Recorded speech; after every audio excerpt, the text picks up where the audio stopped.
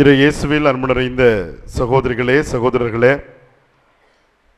இன்று நம் வாழ்க்கையிலே குறிப்பாக நம்முடைய இந்த 29 பிள்ளைகளினுடைய வாழ்க்கையில் இது ஒரு மறக்க முடியாத தினம், மறக்கக்கூடாத தினம்.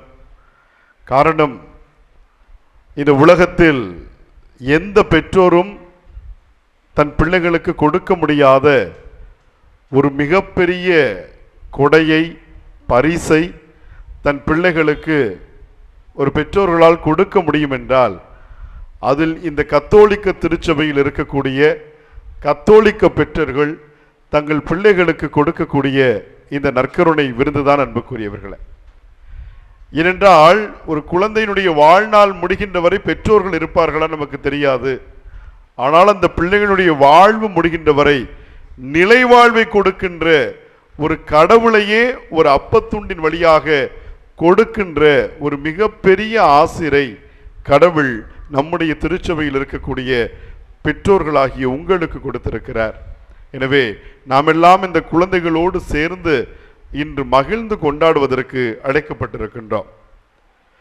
ஒரு முறை வளைகுடா நாடுகளிலே ஒரு பெரிய பூகம்பம் ஏற்பட்டு அந்த நாட்டிலே பெரும் அழிவு ஏற்படுகின்றது. மக்கள் எல்லோரும் காயப்படுகிறார்கள், எல்லோரும் அந்த இடிபாடுகளுக்குள்ளே சிக்கி தவிக்கிறார்கள்.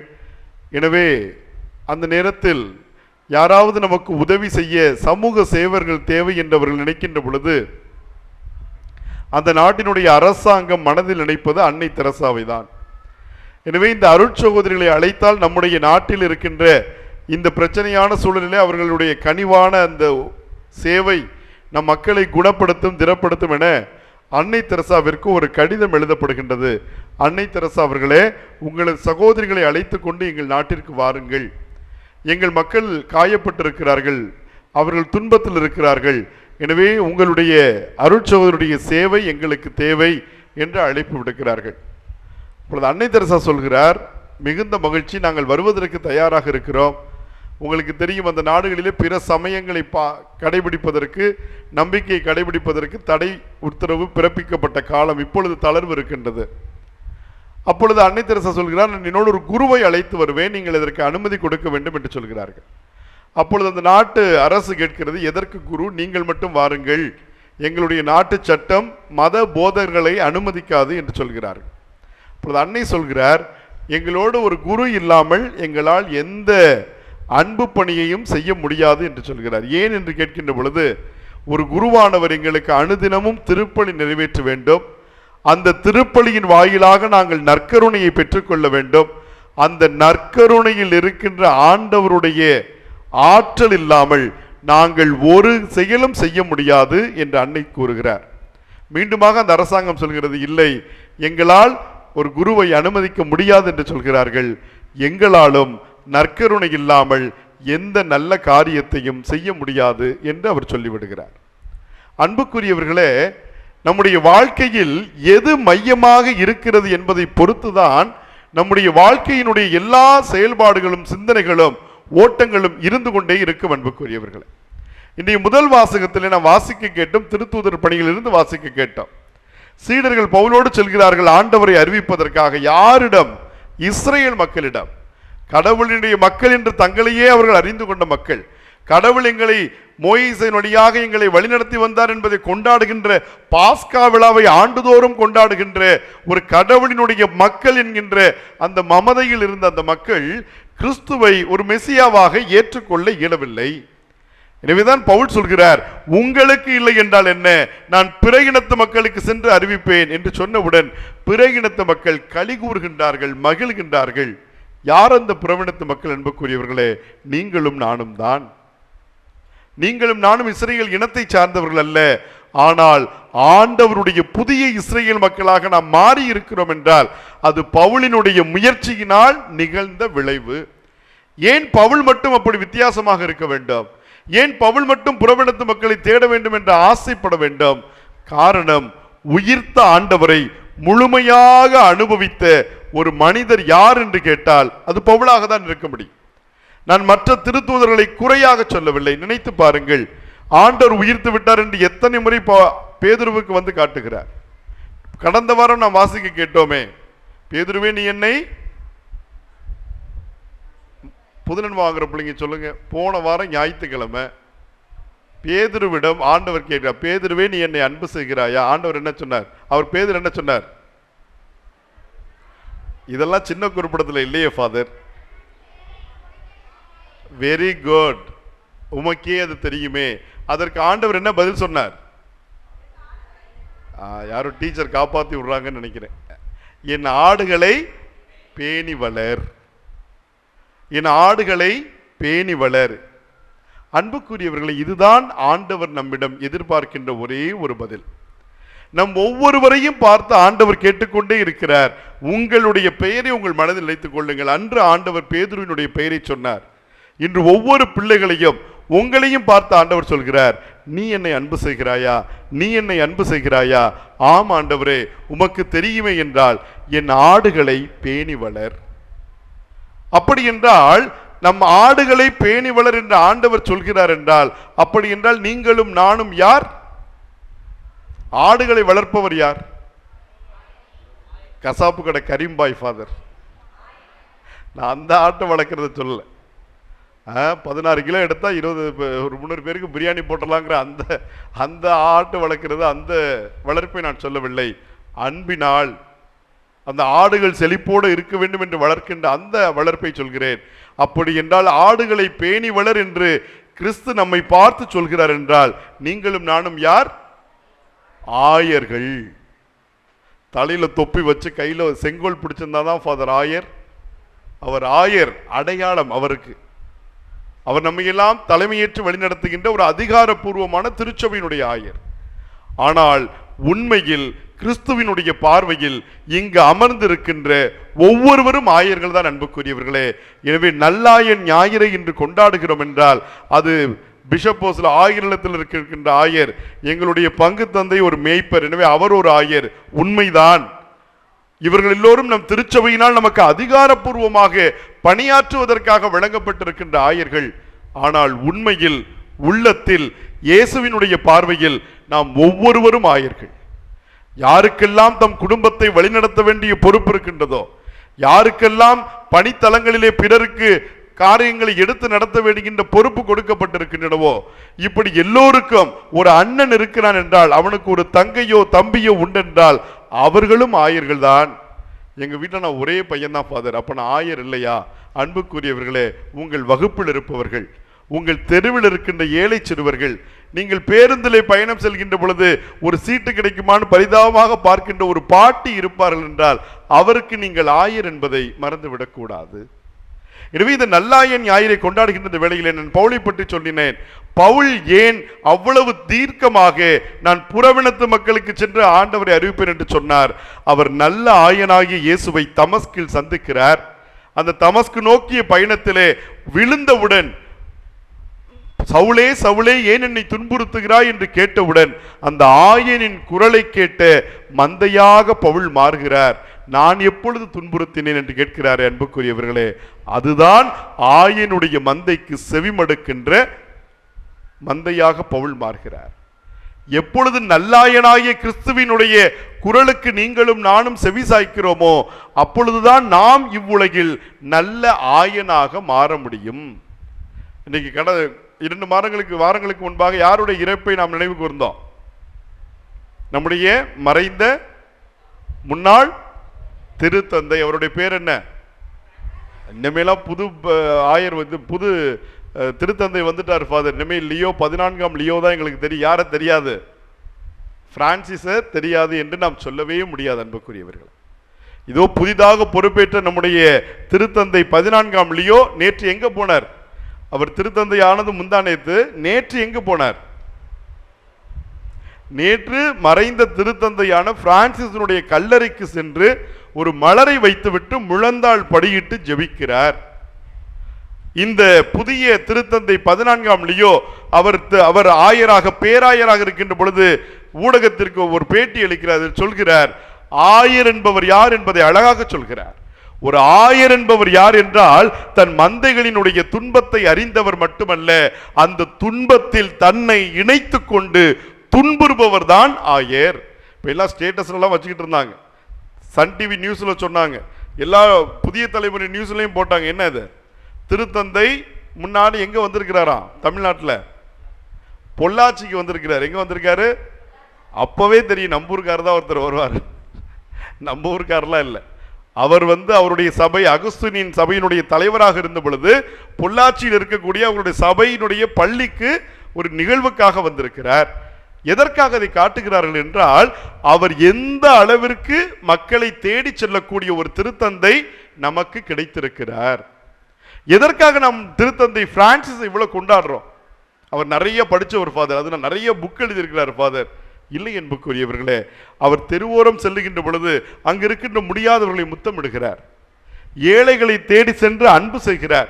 தன்னுடைய முதல் பிறந்த நாளை திருத்தந்தையாக கொண்டாடுகின்ற பொழுது திருத்தந்தையிடம் கேட்கிறார்கள், இன்று நீங்கள் திருத்தந்தையாக பொறுப்பேற்று முதல் பிறந்த நாளை கொண்டாடுகிறீர்கள், யாரை சிறப்பு விருந்தினராக அழைக்க வேண்டும் என்று கேட்கிறார். அவர் நினைத்திருந்தால் அமெரிக்க அதிபரை அழைத்திருக்கலாம், அவர் நினைத்தால் இங்கிலாந்தினுடைய அரசியை அழைத்திருக்கலாம், அவர் நினைத்திருந்தால் பிரான்சினுடைய அரசரை அழைத்திருக்கலாம். ஆனால் அவர் சொன்னது, நீங்கள் வத்திகானில் இருக்கக்கூடிய வீடற்றவர்களாக தெருவில் யாராவது நின்று கொண்டிருந்தால் அவர்களை அழைத்து வாருங்கள் என்று சொல்கிறார். இது உண்மையில் நிகழ்ந்த நிகழ்வு அன்புக்குரியவர்களே. 4 வீடிழந்த மக்கள், தெருவிலே வசிக்கின்றவர்கள் ஒரு நாய்க்குட்டியோடு வருகிறார்கள். அவர் நாய்க்குட்டியும் அழைத்துக் கொண்டு அவர்களோடு தான் தன் பிறந்த நாளினுடைய காலை உணவை திருத்தந்தை ஏற்றுக்கொண்டார். இதுதானே அன்புக்குரியவர்களே ஒரு நல்ல ஆயனுடைய அடையாளமாக இருக்க முடியும். அந்த நல்ல ஆயனாக அவர் இருப்பதற்கு காரணம், இதே சிலுவையில் தங்கிக் கொண்டிருக்கிறாரே உலகத்தினுடைய ஒப்புயர்வற்ற ஒரு ஆயர், நம் ஆண்டவராகிய இயேசு கிறிஸ்து. அந்த ஆயரை தான் இன்று நம் பிள்ளைகள் உணவு வடிவிலே, அப்ப வடிவிலே, ரச வடிவிலே பெற இருக்கின்றார்கள். இதோ இன்று 2ஆம் வாசகம் திருவெளிப்பாட்டு நூலில் இருந்து நாம் வாசிக்க கேட்டோம். என்ன செய்கிறார்களாம்? அவர்களோடும் வெண்ணாடை அணிந்து அமர்ந்திருக்கிறார்களாம். இங்க யார் வெள்ளாடை போட்டிருக்குது? நம்ம பிள்ளைங்க. ஃபாதர் காலையிலேருந்து மேக்கப் போட்டிருக்கோம் ஃபாதர், ஒரு வாரமா தேடி வாங்கியிருக்கோம் ஃபாதர், மறைக்கல் விட்டு என்ன ஆர்வமா எப்போ மெழுகுதிரி கொடுத்தோம்னா அவங்களுக்கு பிரச்சனையே மெழுகுதிரியில தான் இருக்கு. புரியுதுங்களா?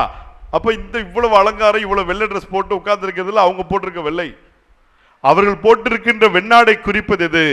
அவர்கள் கிறிஸ்துவுக்காய் துன்பம் ஏற்றுக்கொண்டவர்கள், அவர்கள் கிறிஸ்துவுக்காய் இரத்தம் சிந்தியவர்கள், அவர்கள் கிறிஸ்துவுக்காய் தங்கள் வாழ்வையே கொடுத்தவர்கள்.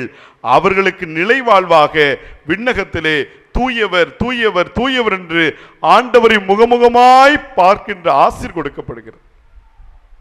நாம் ஒவ்வொருவரும் திருமுழுக்கு வாங்குகின்ற பொழுது நம்முடைய பங்கு தந்தை அவர்கள் ஒரு வெள்ளை துணி கொடுப்பாங்க, பார்த்துருக்கீங்களா?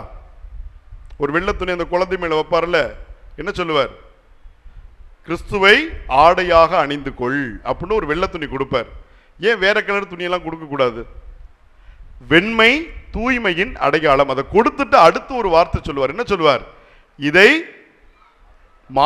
மாசுபற்றதாக என்ன பண்ணணும்? நிலைவாழ்வுக்கு. அன்புக்குரியவர்களே, நம் கிறிஸ்தவத்தின் ஒவ்வொரு அருட்சாதனமும் நமக்கு சொல்லுகின்ற ஒரே ஒரு செய்தி, நீங்கள் இந்த அருளடையாளத்தின் வழியாக தூய்மையான வாழ்வு வாழ்ந்து கடவுளை அடைய வேண்டும். நீங்கள் தூய்மையானவர்களாக இருக்க வேண்டும். நீங்கள் எதற்கு திருமுழுக்கு பெற்றீர்கள்? நான் எதற்கு திருமுழுக்கு பெற்றேன் என்றால் ஒன்றே ஒன்று, தூய்மையான வாழ்வு வாழ, to live a holy life. அந்த தூய்மையான வாழ்வு என்பது என்ன? ஃபாதர் காலையில் எந்திரிச்சு குளிச்சிட்டோம்னா சாயந்தரம் வரைக்கும் அழுக்குப்படாமல் இருக்கணும் ஃபாதர். அது இல்லை அன்புக்குரியவர்களே. என்னைக்காவது நம்ம திருச்சபையில் கோயிலுக்குள்ள வரப்போ குளிச்சுட்டு தான் வரணும்னு இருக்குதா? அப்படி சொன்னால் பாதி பேர் ஞாயிற்றுக்கிழமை பூசைக்கு வர முடியாது. அப்படிதானே? சென்ட் காப்பாத்துது, ட்ரெஸ்ஸு காப்பாத்துது, குளிக்கிறோமா இல்லையாங்கிறதுலாம் அடுத்த பிரச்சனை. இங்கு நாம் உடல் தூய்மையை பற்றி பேசவில்லை அன்புக்குரியவர்களே, உள்ள தூய்மையை பற்றி பேசுகிறோம். ஆண்டவர் இயேசு நம்மிடம் எதிர்பார்ப்பது, நம் முகத்திலே எவ்வளவு அரிதாரம் பூசி இருக்கிறோம், எவ்வளவு கோட்டிங் கொடுத்திருக்கிறோங்கிறதெல்லாம் ஆண்டவருக்கு தேவையே இல்லை. நாம் எப்படி சிகை அலங்காரம் செய்திருக்கிறோம் ஆண்டவர் பார்க்க போவதில்லை. நாம் என்ன விலையில் உடை அணிந்திருக்கிறோம் கடவுளுக்கு அது பிரச்சனையே இல்லை. உங்கள் உள்ளத்தில் நீங்கள் யாராக இருக்கிறீர்கள் அது மட்டும்தான் கடவுளுக்கு தேவை. ஈசாய் தன்னுடைய மகன்கள் அத்துணை பேரையும் கொண்டு வந்து நிறுத்துகிறாரே சாமுவேல் முன்பாக, இதோ என் மகன், இதோ என் மகன், இவனையா அடுத்த அரசனாக ஆண்டவர் தேர்வு செய்கிறார் என்று வரிசை கட்டி நிறுத்துகிறார். ஆனால் ஆண்டவர் சொல்கிறார், இவர் இல்லை, இவர் இல்லை, இவர் இல்லை. இறுதியாக கேட்கிறார், இன்னும் உனக்கு யாரு மகன் உண்டா? ஒரு சிறுவன், கடையவன், எளியவன், ஆடு வைத்துக் கொண்டிருக்கிறான், அவனை அழைத்து வா. அவனை பார்த்தவுடன் கடவுள் சொல்கிறார், சாமுவேலே அவனை நீ திருப்பொழிவு செய். உடனே எண்ணெயை திருத்தைலத்தை அவர் தலையிலே ஊற்றியவர் அர்ச்சிக்கிறார். அன்புக்குரியவர்களே, எனவே அப்பொழுதுதான் ஒரு அழகான வசனம் வரும். கடவுள் மனிதர்களைப் போல முகத்தை பார்ப்பவர்கள் அல்ல. இன்னைக்கு பிள்ளைங்களுக்கெல்லாம் பிறந்த இது புதுநன்மை வச்சிருக்கிறோம். இன்னைக்கு நம்ம வீட்டுக்கெல்லாம் யார் வருவாங்க? விருந்தாடி வருவாங்க.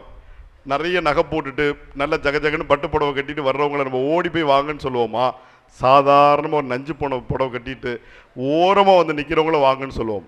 மனசாட்சியை தொட்டு சொல்லுங்க, யாரை சொல்லுவோம்? இதுதான் அன்புக்குரியவர்களே நம் வாழ்க்கையினுடைய யதார்த்தமாக இருக்கிறது. எத்தனை பிரசங்கம் கேட்கலாம், எத்தனை முறை நற்கருணை வாங்கலாம். நினைத்து பாருங்களேன். இங்கு அமர்ந்திருக்கின்ற ஒவ்வொரு பெரியவர்களையும் நான் கேட்கிறேன், என்னையும் நான் கேட்டுக்கொள்கிறேன்.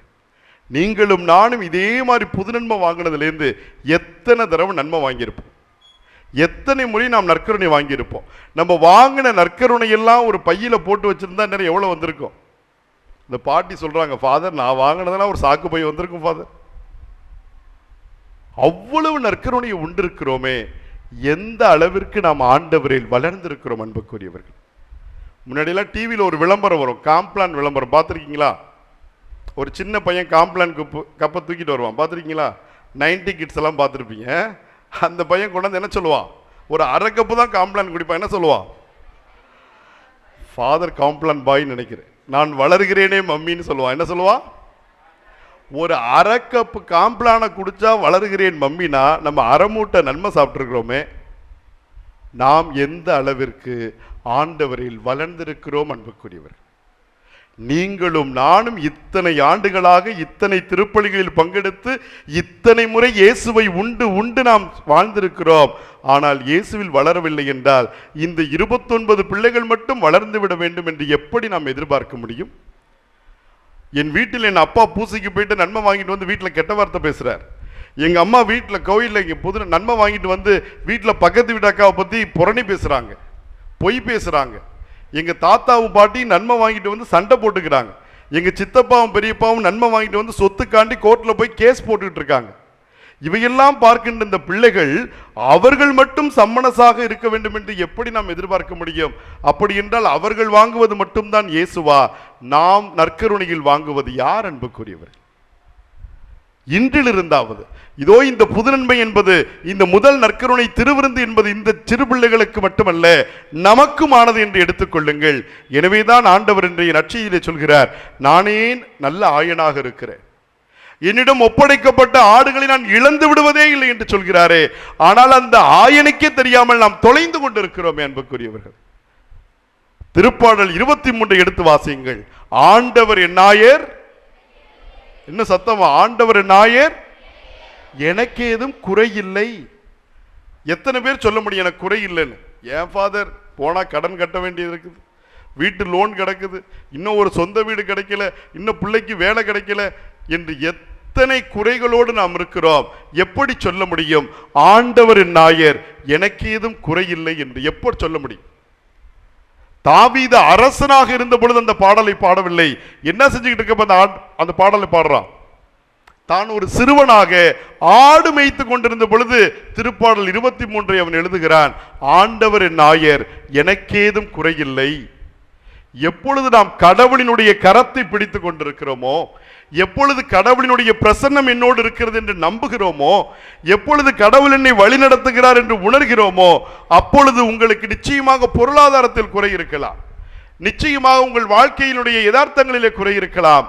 ஆனால் மனதிலே குறை இருக்க வாய்ப்பில்லை அன்புக்குரியவர்கள். ஏன் சொல்கிறேன் என்றால், எல்லோருக்குமே எல்லாம் நம்ம நினைச்சிட்டு இருக்கோம். அந்த வீட்டில் இருக்காங்க பாருங்க ஃபாதர், அவங்கள்ட்ட கார் இருக்குது, அவங்கள்ட்ட எல்லாமே 3 மாடி வீடு இருக்குது, 4 வீடு கட்டி வாடகைக்கு விட்டுருக்காங்க, அவங்க பையன் அமெரிக்காவில் இருக்கான், பொண்ணு லண்டன்ல இருக்கு, அவங்களுக்கு என்ன ஃபாதர் குறை என்று நீங்கள் நினைக்கலாம்.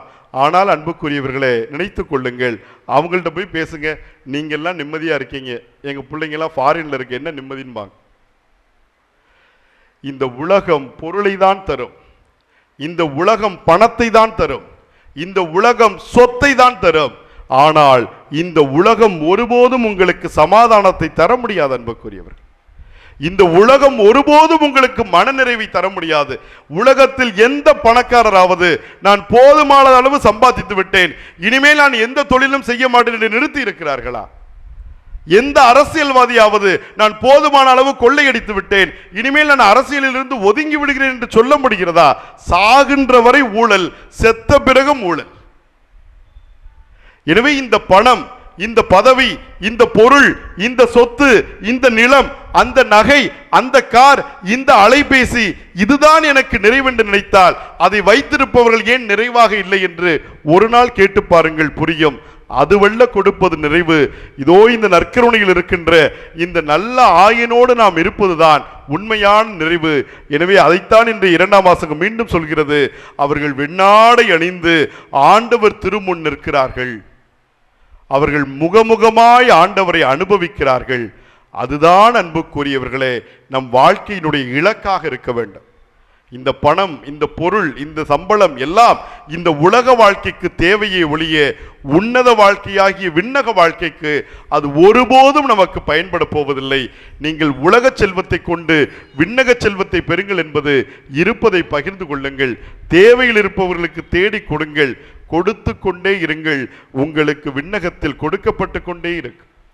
எனவே இந்த நற்கருணைக்காக தயாரிப்போடு இருக்கின்ற நம் பிள்ளைகளோடு நாமும் ஆண்டவரிடம் கேட்க வேண்டியது, ஆண்டவரே, இதுவரை உம்மை நற்கருணையை நாங்கள் பெற்றிருக்கிறோம், ஆனால் பெற்ற அந்த நற்கருணையை நாங்கள் வாழ்வாக்கவில்லை. அப்பத்தை எடுத்தார், பிட்டார், கொடுத்தார் என்றுதான் வருகிறது. பிடுதல் தான் நற்கருணை, பகிர்தல் தான் நற்கருணை, கொடுப்பதுதான் நற்கருணை, நம்மையே இழப்பதுதான் அன்புக்குரியவர்கள் நற்கருணை. அந்த இழத்தல் என்பது நீ பெரியவனா நான் பெரியவனா என்பதை விட்டு கொடுப்பது. யார் முதல்ல வந்து பேசுவார் என்று எதிர்பார்த்து நிற்பதல்ல, நான் முதலில் சென்று பேசுகிறேன் என்ற மனநிலை இன்றைய திருப்பலியிலே நற்கருணை பெறுகின்ற பொழுது வரும் என்றால் நீங்கள் தான் அந்த நல்ல ஆயர்கள். நீங்கள் தான் அந்த வெண்ணாடை அணிந்து விண்ணகத்திலே ஆண்டவரை துதிக்கின்ற நல்ல உள்ளம் படைத்த பேறு பெற்றவர்களாக மாறுவீர்கள். எனவே இந்த சின்னம் சிறியவர்களுக்கு நம் வாழ்க்கையினால் நாம் உதாரணமாக இருப்போம். நற்கருணையை பெற்றுக்கொள்ளுவோம். அது உணவு அல்ல, வாழ்வு. அந்த நற்கருணையை நாம் வாழ்வில் காட்டவில்லை என்றால் நாம் இயேசுவிற்கு எதிராக செயல்படுகிறோம் என்பதை மறந்துவிட வேண்டாம். எனவே நம்முடைய குழந்தைகள் பெறுகின்ற அந்த நற்கருணை ஆண்டவர் அவர்களுக்குள் மட்டுமல்லாமல் நம் வாழ்க்கையிலும் நம் பங்கு சமுதாயத்திலும் பெரும் மாற்றத்தை ஏற்படுத்த வேண்டுமென இத்திருப்பலியிலே அருள் வேண்டுவோம். ஆண்டவர் நம் அனைவரையும் ஆசீர்வதிப்பாராக.